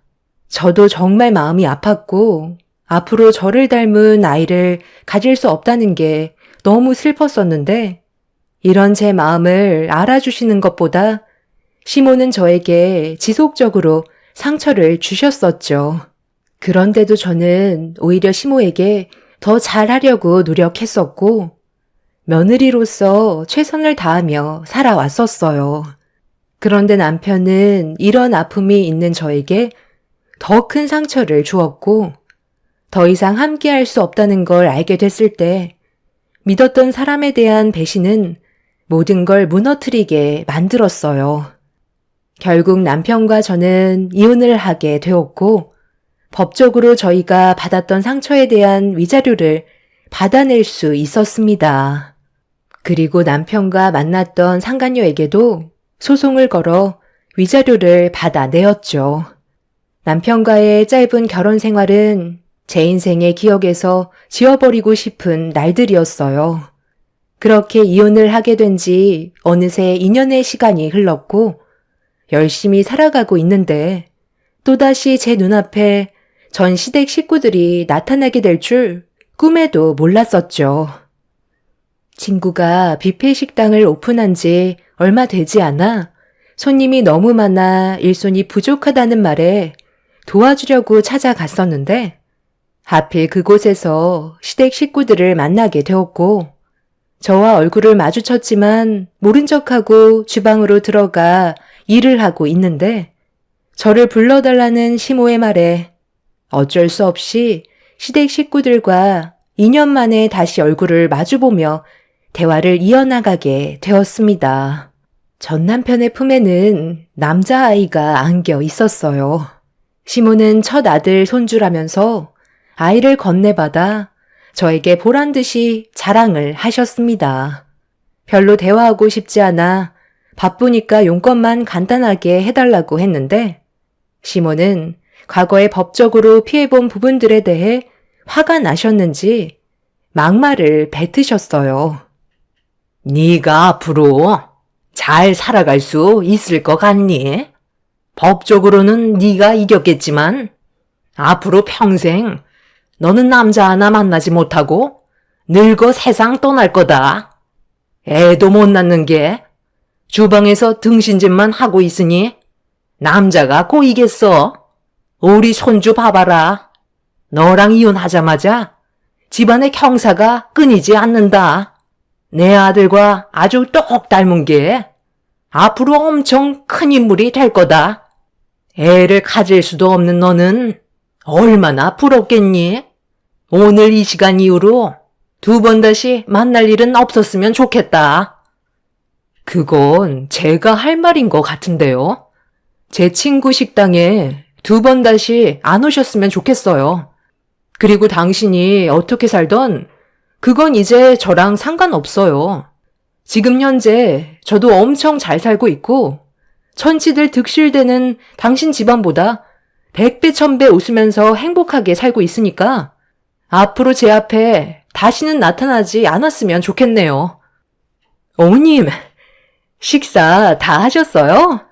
아, 제가 회사에 잠깐 볼 일이 있어서 늦게 왔는데 괜찮죠? 그럼 서둘러 산부인과에 갈까요? 그런데 무슨 일 있는 거예요? 그게 아니라 너 앞에 있는 여자가 우리 아들 전처였거든.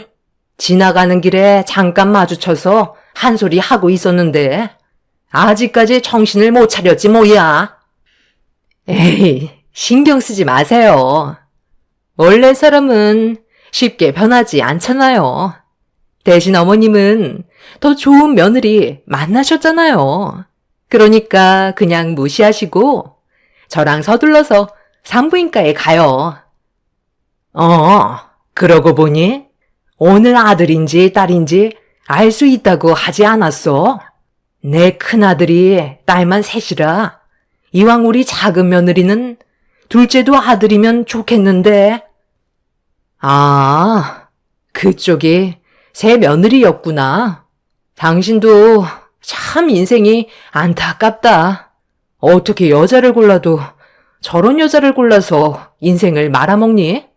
지금 상당히 행복해 보이는데 그 행복이 얼마나 갈 것 같아? 제가 충고 하나 해드릴까요?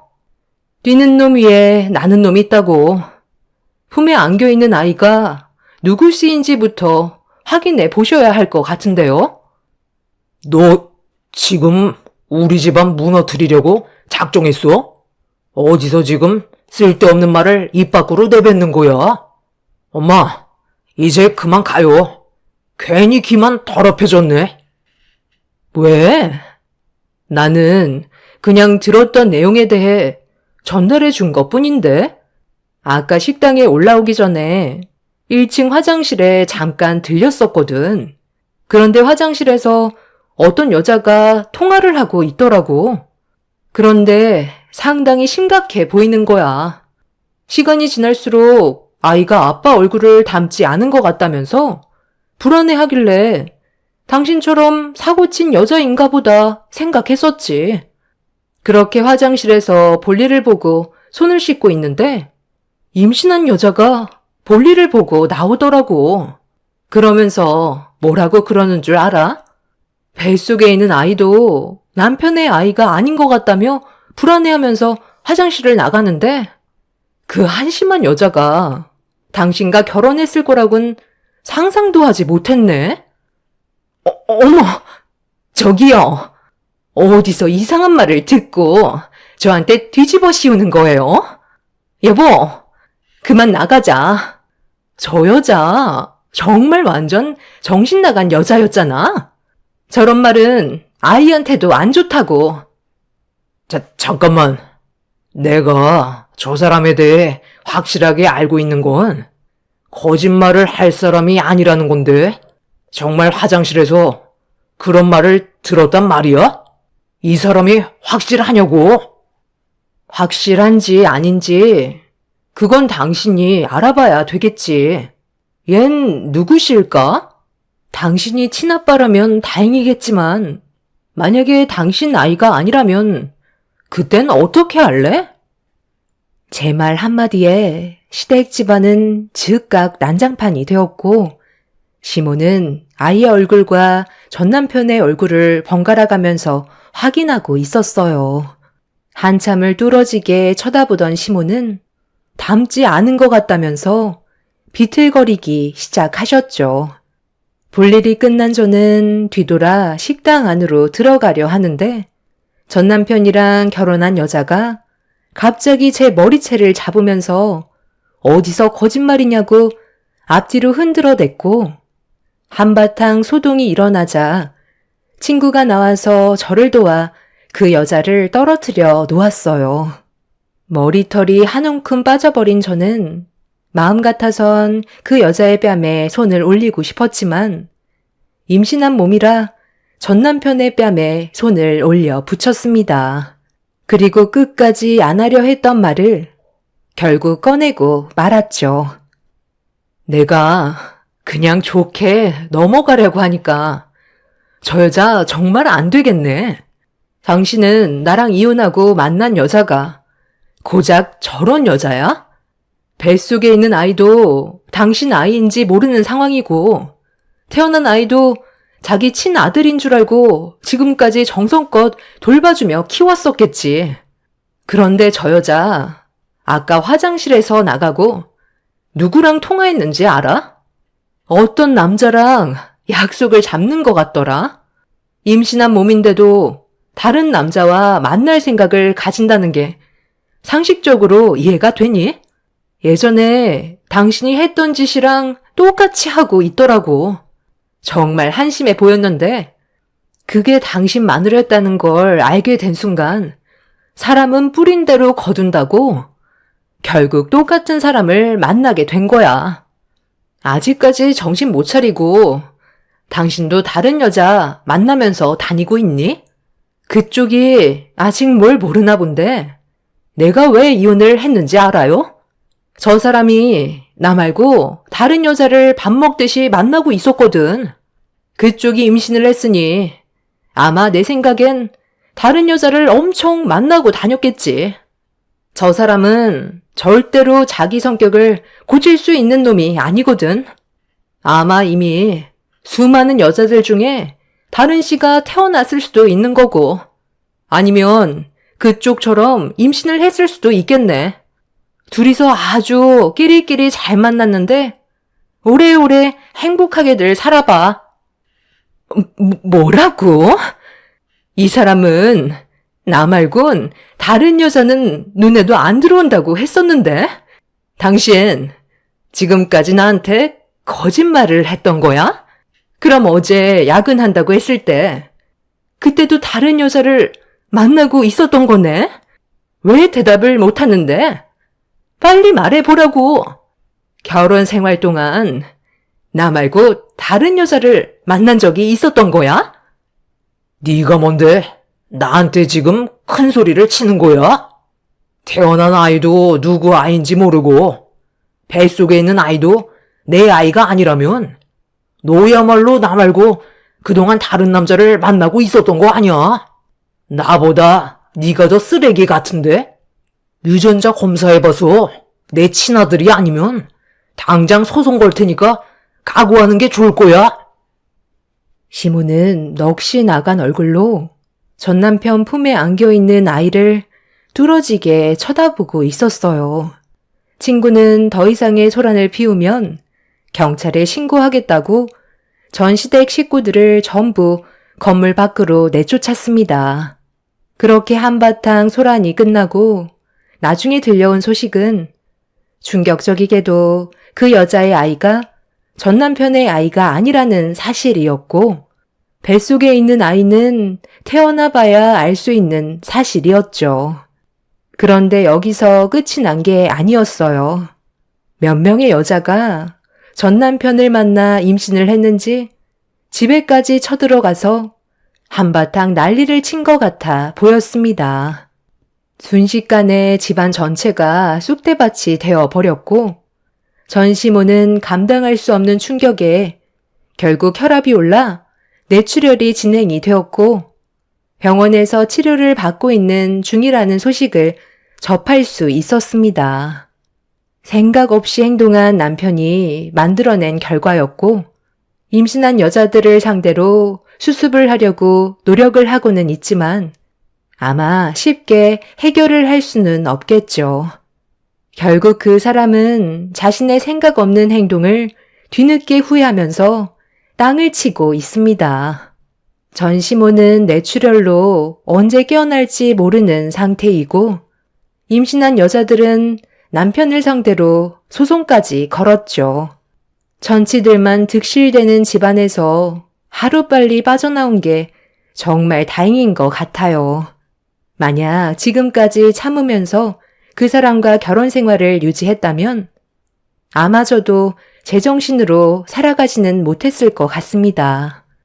농차 지나갔으니 앞으로 저에게 좋은 일만 펼쳐졌으면 좋겠어요.